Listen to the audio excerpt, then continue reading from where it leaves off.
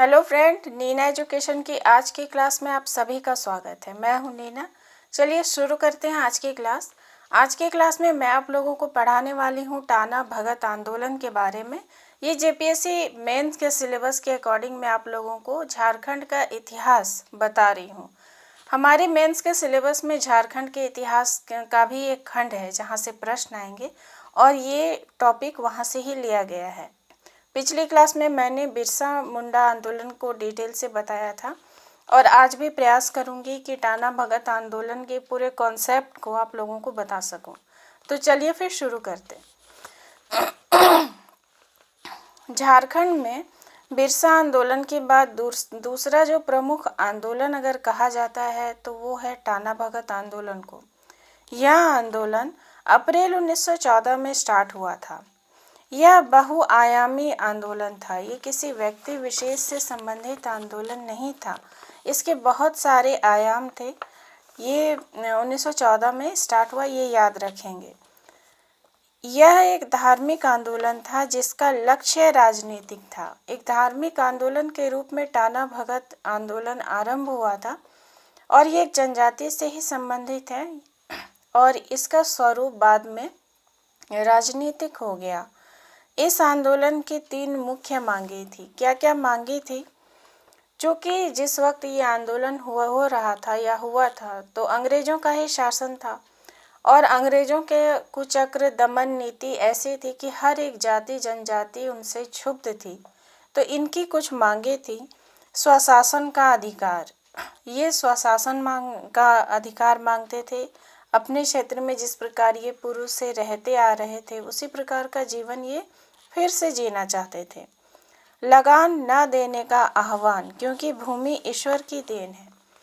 इनकी जमीनें जो अंग्रेजों ने हड़प ली थी तो उन पर जब ये काम करते थे तो एक लगान देने का जो सिस्टम अंग्रेजों ने, सेठ साहूकारों ने लगा दिया था। इस वजह से इनका जीवन बहुत ही नरकीय हो गया था। कर्ज के दलदल में दबते जा रहे थे। इनके कल्चर को हानि हो रही थी। तो न केवल स्वशासन बल्कि अपने जीवन का जो इनका मुख्य आधार था, खेती, जंगली उत्पादों पर इनका जो निर्वहन की जो प्रक्रिया थी, ये सभी इन्हें वापस चाहिए था। तो ये कहते थे कि भूमि ईश्वर की देन है, जो जहाँ रहता है वो भूमि उसकी है। तो ये अपनी भूमि पर खुद काम करेंगे, उस पर काम करने के लिए किसी को लगान नहीं देंगे। मनुष्य समाज में समानता, मनुष्य समाज एक समान व्यवहार, ऊंच नीच का या फिर किसी प्रकार का भेदभाव नहीं हो, ऐसा इनका मानना था और यही इनकी मांगे थी। वस्तुतः टाना भगत उरांवों की एक शाखा है जिसने कुडुख धर्म को अपना लिया और उनके प्रमुख देवता धर्मेश हैं। टाना भगत ये उरांव जनजाति की एक शाखा है। टाना भगत उरांव जनजाति से संबंधित आंदोलन है। ये पूछा जाता है प्रश्न। ये कुडुख धर्म को अपना लिए थे। टाना भगत जो थे, जो उरांव जनजाति थी, तो उन्होंने कुडुख धर्म को अपना लिया था। इनके मुख्य देवता धर्मेश हैं। ये पूछा जाता है। इस आंदोलन के जनक जतरा भगत थे। इस आंदोलन का जनक पूछा जाए तो वो जतरा भगत होंगे। उनका जन्म 2 अक्टूबर 1888 ईस्वी को गुमला जिले के विशुनपुर प्रखंड के चिंगरी नावा टोली गांव में हुआ था। ये भी पूछा जाता है क्योंकि ये बहुत महत्वपूर्ण आंदोलन है। तो इसके नेतृत्वकर्ता का नाम और उनका जन्म स्थान ये याद रखेंगे। तो जतरा भगत का जन्म 2 अक्टूबर 1888 को गुमला जिले के विशुनपुर प्रखंड में हुआ था। एक गांव था चिंगरी नावा टोली, वहाँ उन्होंने हेसराय गांव के तुरिया भगत से ओझा का प्रशिक्षण लिया था।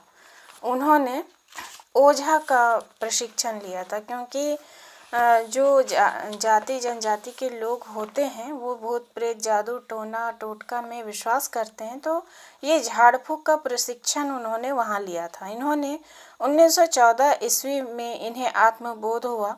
उन्होंने एक नया धर्म चलाया जिसे टाना धर्म कहा गया। उन्होंने ही यह धर्म चलाया था। इस धर्म का मूल मंत्र था टाना बाबा टाना, टाना टोन टाना। ये एक कोटेशन है जो कि उन्होंने दिया था। इसका अर्थ है, ये कुडुख भाषा में हुआ। इसका अर्थ है, हे ईश्वर तुम मुझे अपनी ओर खींचो और बुराइयों से दूर करो। ये कोटेशन भी पूछा जाता है, इसका मीनिंग भी पूछा जाता है, तो ये भी याद रखेंगे। ये इसका मूल मंत्र क्या था, तो टाना बाबा टाना, टाना टोन टाना। जतरा भगत ने समाज में फैली हुई कुरीतियों और अंधविश्वासों को छोड़ने का आह्वान किया था। उरांव जन समाज में जो व्याप्त भूत प्रेत, शिकार प्रथा, पूजा, हड़िया का अर्पण, पशु बलि, जीव हत्या और परंपरागत नृत्य, संगीत और अखड़ा इत्यादि को छोड़ने की बात उन्होंने कही। उन्हें लगता था ये सभी समाज में कुरीतियाँ फैलाते हैं। यहाँ की जो सभ्यता संस्कृति है उसमें जो ये सभी चीज़ें हैं ये गलत हैं। उनका ऐसा मानना था और वो कहते थे कि ये छोड़ना चाहिए, तभी समाज का विकास होगा, सामाजिक जो लोग हैं उनकी उन्नति होगी। उन्होंने एकेश्वरवाद पर बल दिया। एक ईश्वर एक ही है। धरती और गौ माता की पूजा उपासना पर बल दिया। उन्होंने धरती और गौ माता दोनों की उपासना पर बल दिया। जतरा भगत ने धार्मिक भावना को जगाने के लिए उरांवों को संगठित करना आरंभ किया। अब कोई भी आंदोलन होता है तो सबसे जो उसमें महत्वपूर्ण बात होती है वो होता है संगठन। तो जतरा भगत ने संगठित करना आरंभ किया लोगों को। इस तरह टाना भगत आंदोलन का आरंभ 21 अप्रैल 1914 ईस्वी से हो गया।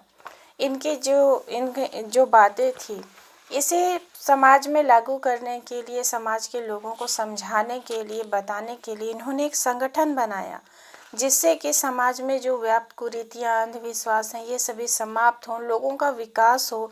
इसके लिए किस प्रकार से काम किया जाए, तो इसके लिए जतरा भगत ने संगठन बनाया और ये टाना भगत आंदोलन के नाम से प्रसिद्ध हुआ। 21 अप्रैल 1914 ईस्वी को यह आरंभ हुआ। अंग्रेजों के अत्याचार, सेठ साहूकारी और जमींदारों के शोषण, समाज में फैले अंधविश्वास और कुरीतियों से पीड़ित आदिवासी समाज के लोगों को सन्मार्ग का, सही रास्ते को दिखाने के लिए इन्होंने जो संकल्प लिया, उन्होंने अपने अनुयायियों के लिए नई आचार संहिता लागू की। अब जो टाना भगत थे, जतन के जो नेता थे जतरा भगत, उन्होंने कुछ नियम कानून कायदे बनाए, जिसे कि अपने जो उनके अनुयायी होंगे, जो उनकी बातों को समझेंगे, मानेंगे, उनके संगठन में आएंगे, उनके लिए वो एक गाइडलाइन की तरह होगा। इसमें कुछ बातें कही गई, 3-4 मुख्य बातें हैं। केवल उरांव देवता धर्मेश की ही पूजा आराधना की जाएगी। उनके जो लोग होंगे, जो उनके संगठन में आएंगे, जो उनके अनुयायी बनेंगे, वो केवल धर्मेश की पूजा करेंगे, जो उरांव जनजाति के प्रमुख देवता होते हैं। मांसाहार, पशु बलि और शराब का त्याग किया जाएगा। जो समाज में ये सब पहले होता था, ये सब छोड़ना होगा। गाय और बैल पवित्र हैं, उनको काम में नहीं लाना चाहिए। इनका ऐसा मानना था कि जो खेती के लिए गाय बैल का प्रयोग करते हैं ये गलत है। गाय बैल की पूजा होनी चाहिए, तो इनसे काम नहीं कराना, अर्थात इन्हें कृषि में नहीं लाना, खेती के काम में इनसे नहीं करवाना है। जमींदारों, अन्य धर्मावलंबियों और गैर आदिवासियों के यहाँ कुलीनों या मजदूरों के रूप में कार्य नहीं करेंगे। अर्थात इनके क्षेत्र में जो बाहरी लोग थे, सेठ साहूकार थे जो, या फिर बहुत ऊंची जाति के लोग हैं, उनके घर सेवक के रूप में काम नहीं करेंगे। टाना पंथियों ने बृहस्पतिवार को हल ना चलाने का निर्णय लिया। ये बहुत इम्पोर्टेंट पॉइंट है। टाना भगत जो लोग थे, जो इस आंदोलन से जुड़े लोग थे, वो सप्ताह में एक दिन बृहस्पतिवार के दिन हल चलाने को वर्जित कर रहे थे। उस दिन नहीं करेंगे, ऐसा इन्होंने निर्णय लिया।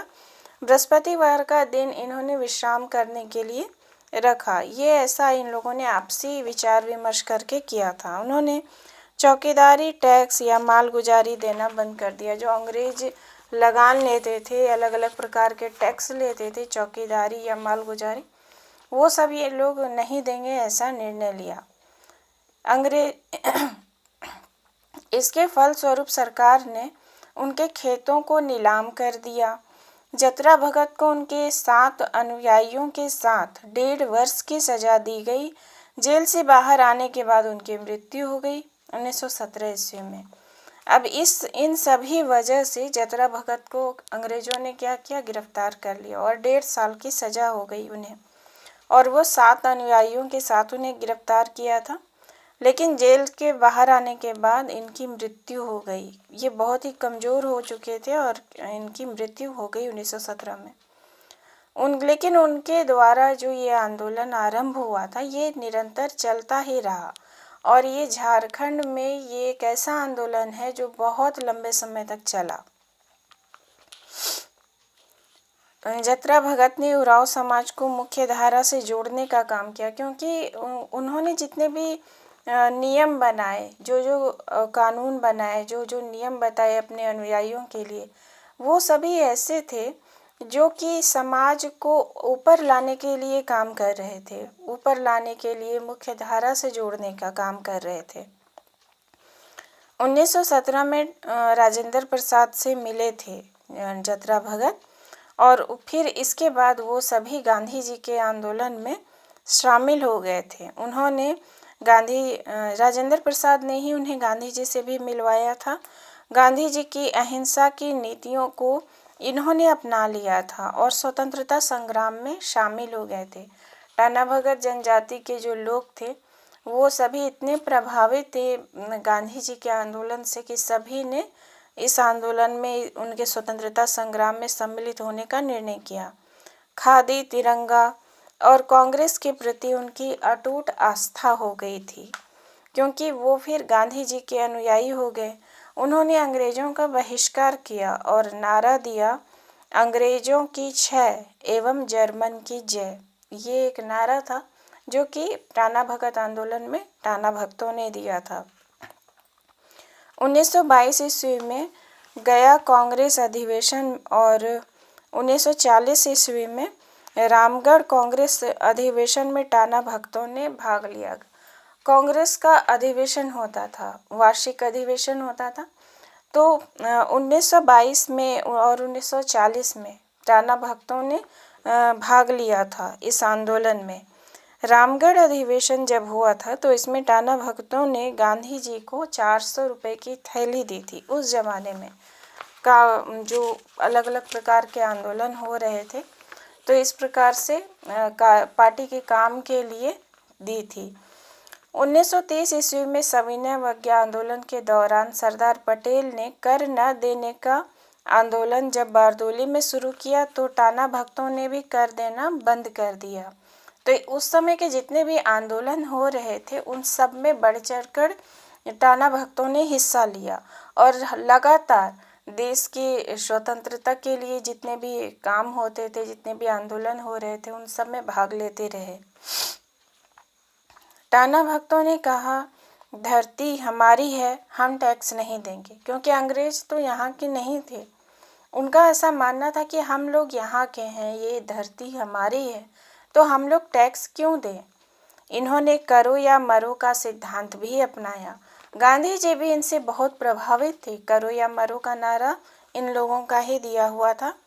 सोनचिप्पी आश्रम से टाना भगत आंदोलन का संचालन होता था। यहीं पर स्वतंत्रता प्राप्ति के उल्लास में तुलसी चौरा के पास तिरंगा फहराया गया था। ये भी प्रश्न पूछा जाता है। तो सोनचिप्पी आश्रम में इस प्रकार से जतरा भगत द्वारा आरंभ किया गया टाना भगत आंदोलन विशेषकर उरांव जनजाति के सामाजिक धार्मिक सुधार से संबंधित था, लेकिन धीरे धीरे समय और परिस्थिति बदलते बदलते ये राजनीतिक रूप में भी सम्मिलित हो गया, गांधीवादी आंदोलन का हिस्सा बन गया, स्वतंत्रता संग्राम में अपनी भूमिका निभाई। टाना भगत संप्रदाय को गांधी जी से प्रभावित स्वतंत्रता आंदोलन का शुद्ध आदिवासी रूप भी कहा जाता है। टाना भगत संप्रदाय को गांधी जी से प्रभावित स्वतंत्रता आंदोलन का शुद्ध आदिवासी रूप भी कहा जाता है। तो ये शुद्ध आदिवासी रूप कहा जाता है, ये पूछा जाता है प्रश्न में। और इस प्रकार से ये टाना भगत आंदोलन का पूरा सार था जो मैंने आप लोगों को आज की क्लास में बताया। आई होप आप लोग अच्छे से समझ पाए होंगे। पूरे कॉन्सेप्ट को मैंने क्लियर करने का प्रयास किया। इसे मैंने हैंड रिटन नोट्स के रूप में भी बताया है, तो आप लोग प्लेलिस्ट को एक बार चेक करें, और अगर लिखना चाहते हैं तो आप लोग वहाँ से लिख सकते हैं।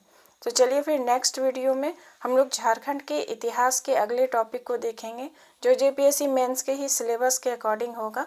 तो मेंस के सिलेबस में जितने भी विषय हैं उसमें से झारखंड से जितने भी टॉपिक होंगे सबसे पहले हम सब वो सब देखेंगे, और उसके बाद जितने भी अदर टॉपिक होंगे उसे भी देखेंगे। तो चलिए फिर नेक्स्ट वीडियो में मिलते हैं। धन्यवाद।